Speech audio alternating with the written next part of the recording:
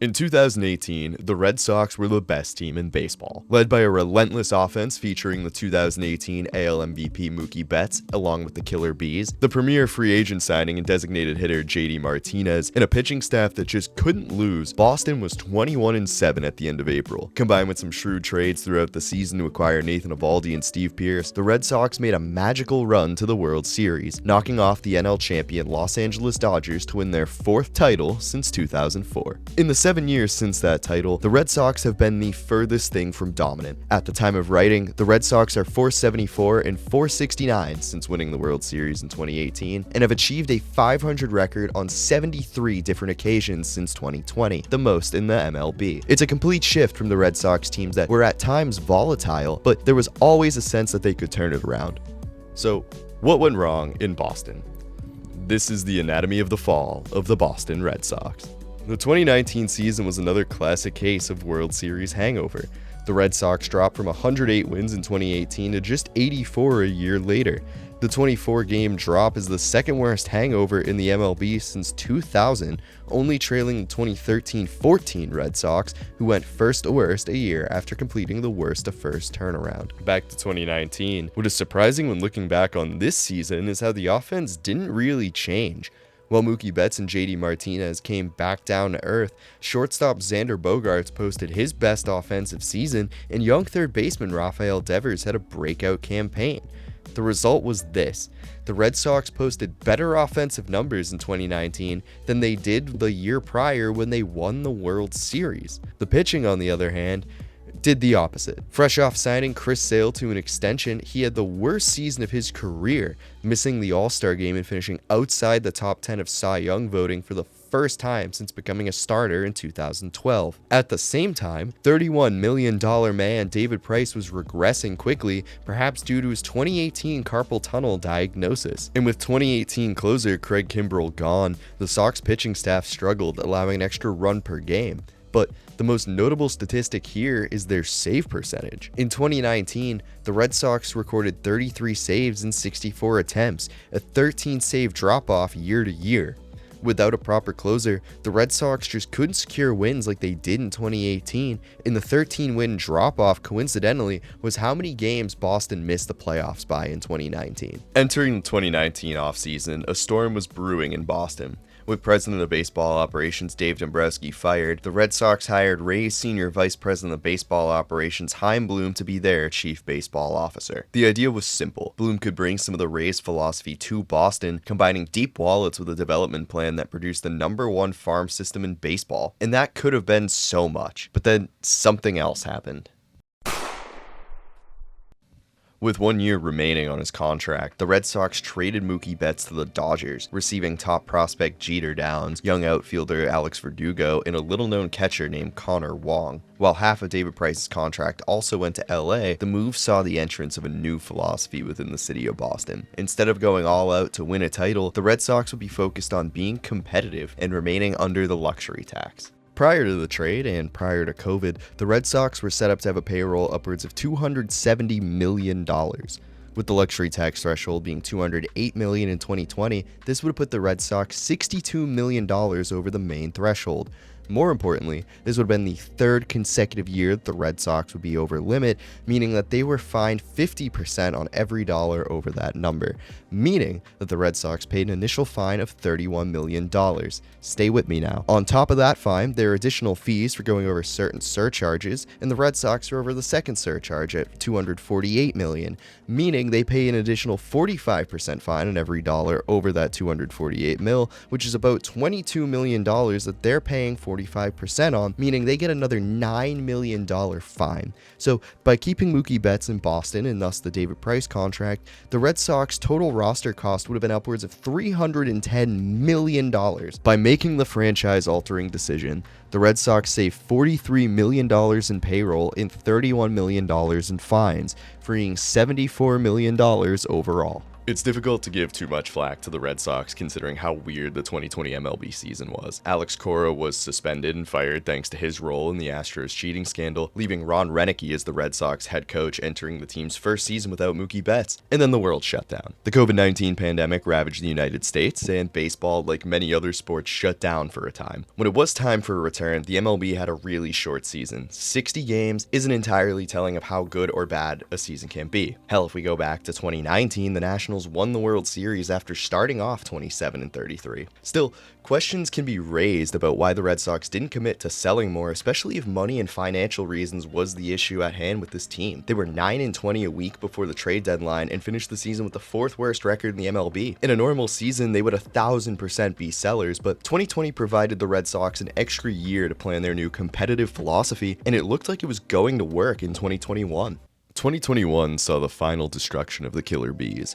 Off of a painfully bad 2020, Andrew Benintendi was shipped off to Kansas City, and Jackie Bradley Jr. left in free agency to get big money in Milwaukee. Still, the Red Sox went 92-70, and after 2 seasons of being under 500, 92-70 and making the ALCS felt like a resurgence in Boston. JD Martinez had a bounce-back year, Xander Bogaerts and Rafael Devers were putting together quality performances, and there was even a career year by Hunter Renfroe, who the Sox signed for cheap in free agency. Speaking of free agents, Kike Hernandez filled in the hole nicely in center field and was one of the biggest parts of Boston's success in 2021, with his biggest showing being in the ALDS against the 100-win Tampa Bay Rays, batting .450 and driving in 6 RBIs to help the Red Sox back to the ALCS. His .385 average in the ALCS proved that Kike could be a star despite Boston falling in 6 to the Houston Astros. Being Boston's only consistent pitcher in 2021, Nathan Eovaldi finished 4th in the Cy Young race and continued his legacy as one of the best postseason pitchers of this generation. Hell, the Red Sox were even buyers at the trade deadline in 2021, acquiring Kyle Schwarber to be the team's first baseman. Between Renfroe's career season, Kike being Kike, Devers and Bogey being studs, and the team willing to spend to buy talent, there was genuine hope in Boston that despite losing their franchise superstar Mookie Betts just a year ago, the Red Sox could still be competitive. But maybe that was the problem all along.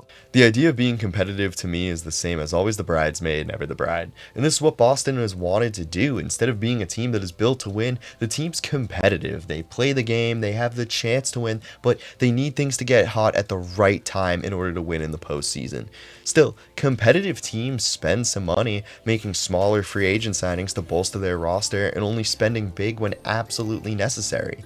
And after finishing 92-70 in 2021, let's see how the Red Sox spent their money in 2022. Fresh off a season in which Boston played in the ALCS, the Red Sox traded Hunter Renfroe to the Brewers for Jackie Bradley Jr. and 2 prospects, David Hamilton and Alex Binelas. Meanwhile, Chris Sale missed the first 3 months of the season with a stress fracture in his rib. That's pretty telling how this season's gonna go. Adding $14 million in JBJ wasn't enough, as the Red Sox decided to shore up their infield defense by signing former Rockies shortstop Trevor Story to a 6-year deal. Story joined the team knowing he was going to play second base for the time being, but with his defensive ability and his impressive strokes of power, Story was seen as the piece that would get Boston over the hump. $34 million later, the Red Sox failed to make the postseason, and the failures of their offseason spending are definitely to blame. Trevor Story, the Red Sox $140 million man, played in just 13 games after the All-Star break. Jackie Bradley Jr. was just as unlucky, as he was released after appearing in 94 games for the Red Sox in 2022. Meanwhile, Hunter Renfroe had a similar level of success in Milwaukee as he did in Boston, for $14 million less than the Red Sox paid Jackie Bradley Jr. It became easy to question what exactly Chaim Bloom was doing. Despite adding $34 million to the team, the Red Sox were far worse in 2022. They went 78-84, and the bullpen was the biggest disappointment, allowing 9 walk-offs and effectively taking the Red Sox out of the playoff race. Moreover, why didn't the Red Sox bring back Renfroe or Schwarber, who combined signed for less money than Story and JBJ did? Oh, and by the way, Chris Sale had a pretty short-lived return, breaking his finger after 2 starts and then falling off a bike, causing him to miss the remainder of the 2022 season. But at least Xander Bogaerts and Rafi Devers are hitting the ball. From 2019, when our story begins, until the end of 2022, the Red Sox had blown the most saves in the MLB with 99. I guess the kids weren't eating for free after all. But Chaim Bloom did something he hadn't tried until this point, improving the bullpen through free agency. Kenley Jansen is one of the best closers of this generation, and the Red Sox hadn't had one of those since 2018. It only made sense to spend $32 million to bring him to Boston. And coming off a stint with the Dodgers majors in which he pitched to a 1.46 ERA. 37-year-old Chris Martin signed for 2 seasons in Boston, pitching to a 1.05 ERA in 55 appearances, allowing 6 earned runs and striking out 46 batters in 2023. Alongside him was John Schreiber, who had his second consecutive good season, a rare occurrence for a reliever of Boston. Speaking of rare occurrences, the Red Sox did the right thing in extending a homegrown talent, Rafael Devers, for 11 years, $331 million. In the interest of remaining competitive, the Red Sox signed Japanese phenom Masataka Yoshida to a 5-year, $100 million deal. Let's hope he doesn't waste away in the minor leagues like another international free agent the Red Sox signed. With Xander Bogaerts gone, Trevor's story is that Kike Hernandez is the starting shortstop for the Red Sox. The whole shortstop situation's weird, but the Red Sox are benefiting from shrewd trading from Chaim Bloom. While playing in a small sample size, Willie Abreu is looking to get Alex Verdugo shipped out of Boston, Cedar Rafaela signed an absurdly team-friendly contract, and Tristan Casas finished higher in Rookie of the Year voting than Masataka Yoshida. Strangely, the pitching was one of the strengths of this team. It's a relatively young, inexperienced staff. Tanner Houck is back from the bullpen, and Brian Bayo is looking like a future ace of the rotation. In fact, Bayo takes a no-hitter in the 8th inning against the Marlins. The Red Sox still lose that game thanks to an offense that was stifled by Jesus Luzardo, but the future's looking bright in Boston, and in this game, the bullpen didn't melt down. However, it was vintage Red Sox in the bullpen on September 14th as they surrendered 3 to the Yankees in the final 2 innings of an 8-5 loss. The loss was the final game in the tenure of Chaim Bloom, who, despite developing the young core that is now the future of the Red Sox, will not be around to see it as he was fired. Speaking of tenures ending, Chris Sale was shipped to Atlanta for pennies on the dollar. Could they have got more than Vaughn Grissom? Probably, but the contract was so bad it was better to just cut bait. And it's not like he's gonna win the Cy Young or anything.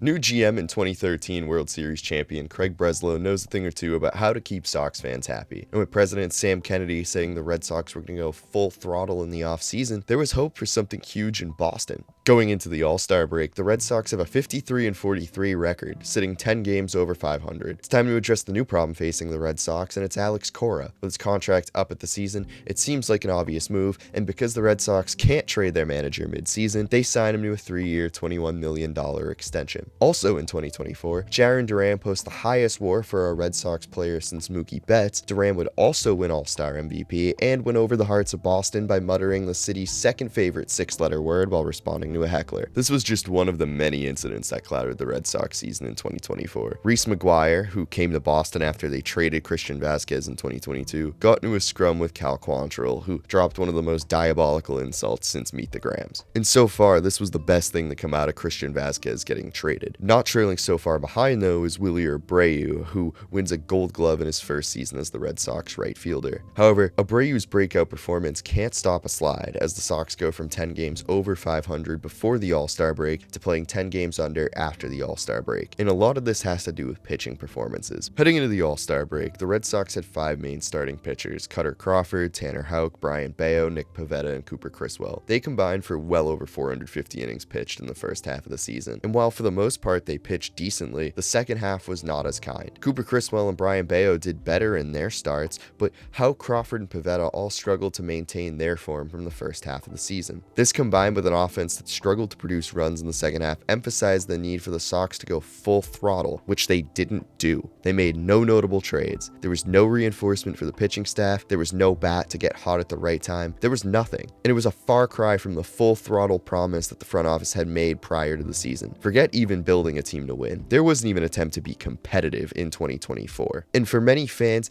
the failure to act was another message as to the priorities of the Red Sox ownership group. This was no longer about doing whatever it took to win. This was about running a business to make the most money. Whether or not FSG wanted that to be the message, that was what fans perceived, with no changes being made. And entering 2025, the front office knew they needed to make a big splash to get Red Sox fans back.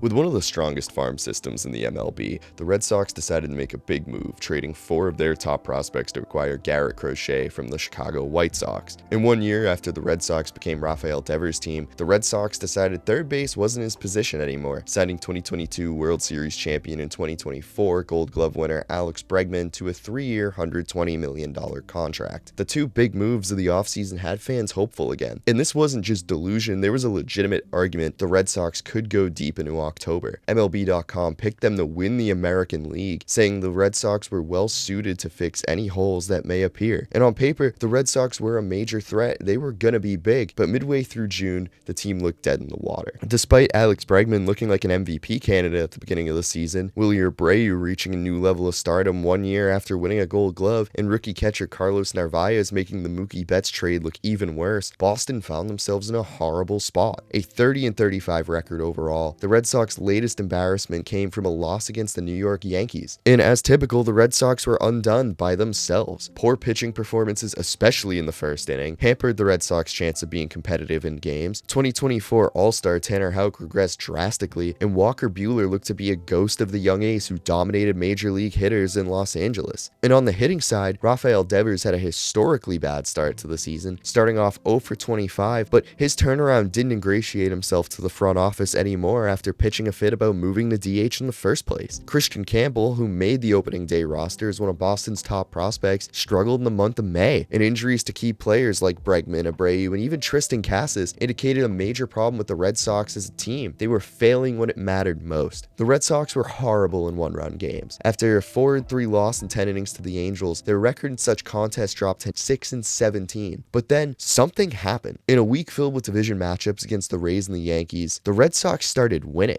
In a 9-6 loss to the Yankees, the Red Sox got hot offensively, and they carried that into 2 performances, seeing the Red Sox take the final 2 games of the series against New York, scoring a combined 21 runs against the first-place team in the AL East. Christian Campbell, who had been struggling for the past month and a half, started to hit the ball again, getting 4 hits and 4 RBIs in 2 games. And at the same time, Trevor Story, who had been an afterthought throughout the season, came out of nowhere, recording 6 RBIs and increasing his batting average from around the Mendoza line to 226. It's not great, but it's improvement. The next night's 10-8 loss to the Tampa Bay Rays further proved that pitching needed to be more effective. But after allowing 24 runs over the prior 3 games, something else clicked. The pitching woke up. Lucas Giolito had one of his best performances of the season, going 6 innings and allowing no earned runs in a 3-1 win against Tampa Bay. And uncharacteristic of Boston's bullpen, they did not break in a closed situation. What this game will be more widely known, though, is Roman Anthony delivering. After being hyped up as the #1 prospect in baseball in December, fans were clamoring for Roman Anthony to join Marcelo Mayer in Boston. And with the injury to Willie Abreu, Anthony got the call, and just like that, things started to feel different. This was not the Red Sox team of 23 or 24. This was certainly a team focused on development, but they were going full throttle with their farm system. And while the front office failed to act to save a team in desperate need of a push in years past, this year they were delivering in the form of the rookies. Was there hope in Boston? The next night, the Red Sox won a 1-run game, thanks in part to Walker Buehler hurling his longest pitching performance of the season. While allowing 3 runs, Buehler struck out 7 over 7 innings, and also in this contest, Marcelo Mayer entered his first multi-home run game, scoring 2 RBIs in Boston's 4-3 win over Tampa. With a newfound momentum, the Red Sox looked unbeatable. Entering a weekend series against the Yankees, Red Sox fans could feel a breakout, and the team delivered. Garrett Crochet continued to be one of the best pitchers in baseball, blanking the Yankees for 8 innings before giving up a solo shot to Aaron Judge, tying the game at 1 in the 9th. But a walk-off winner from Carlos Narvaez put the Red Sox just 1 game under 500. They had won 5 of their last 6 and were pushing for a wild card spot. And 1 week after telling Yankees fans, "I will never play for you," Hunter Dobbins pitched a beauty, going 6 innings, allowing just 2 hits and striking out 5. While the question of platoon Roman Anthony and Marcelo Mayer was questionable, the team was winning. And although the bullpen bent in the final 3 innings, they didn't break, and Boston was convinced this team was going to do it. And there was only one thing left to do, and that was sweep the Yankees, a Father's Day special. The Red Sox tagged Garrett Crochet's Cy Young counterpart Max Fried for 2 runs. Rafael Devers hit his 500th extra base hit in Boston, becoming the youngest player to ever reach the milestone for the Red Sox. And Brian Bayo, who had looked shaky throughout the season, pitched his best game of the season, going 7 innings and allowing just 3 hits while striking out 8. The starting pitching that had killed Boston earlier in the season was reaching its best peak, allowing just 4 earned runs over their last 5 games. At 37-36, the Red Sox were back. We weren't just talking about sellers anymore. This team was going to push for the playoffs. Just hours after the Red Sox swept the Yankees, pushing them closer to the wild card than they had been in weeks, a notification hit Twitter. Rafael Devers had been traded to the San Francisco Giants. Having won 7 of their last 8 games,